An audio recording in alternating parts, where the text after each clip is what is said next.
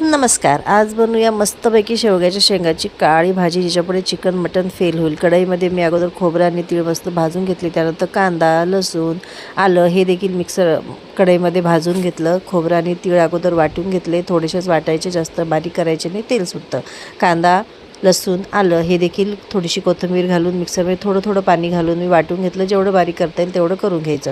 पटकन आपण आता फोडणीची तयारी करूया. फोडणीसाठी मी कढईमध्ये घेतलेलं आहे तेल. तेलामध्ये टाकलेलं आहे मी जिरं, कढीपत्ता आणि आपण जे मिक्सरला मिश्रण बारीक केलं होतं ते घातलं.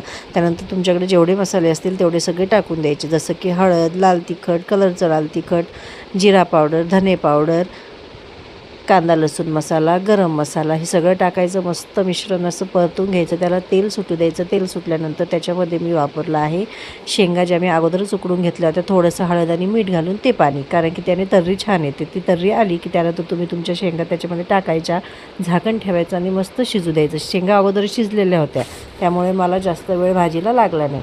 आता तेवढ्या टायमामध्ये काय करायचं, तर माझी जेवढी भांडी होती ती मी पटापट घासून घेतली. एवढा स्पीड जर मला देवाने दिला असता तर किती छान झालं असतं. पण हे सगळं तर एडिटिंगचं काम आलं आहे, त्यामुळे मी पटापट अशी भांडी घासून घेतली, कारण की भाजी शिजते तोपर्यंत बसायचं त्यापेक्षा काहीतरी काम करून घेतलेलं बरं. आता भांडी घासून झाल्यानंतर मी लागलीच माझे जे बाकी किचन ओटा वगैरे पुसायचं होतं ते कामंही करून घेतले. तोपर्यंत माझी भाजी झाली. हे बघा किती सुंदर भाजी. त्यात कोथिंबीर घालायची.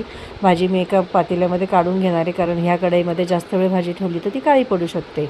लोखंडाच्या कढईमध्ये केलेल्या भाज्या चवदारही छान लागतात एकदम. भाजी काढून घेतली, किचन ओटा पुसून घेतला. गॅस गरम असल्यामुळे मी थोडा वरच्यावर फक्त पुसून घेतला, नंतर मी परत पुसून घेईल. सकाळी मी शिरा केला होता नाश्त्याला, तो देखील तिथेच आहे. आता जेवताना आम्ही तो संपवून टाकू. तर या पद्धतीने माझं किचनही आवरून झालेलं. बघा किती सुंदर माझं किचन दिसतंय. चला भेटूया आपण नेक्स्ट व्हिडिओमध्ये. Bye bye.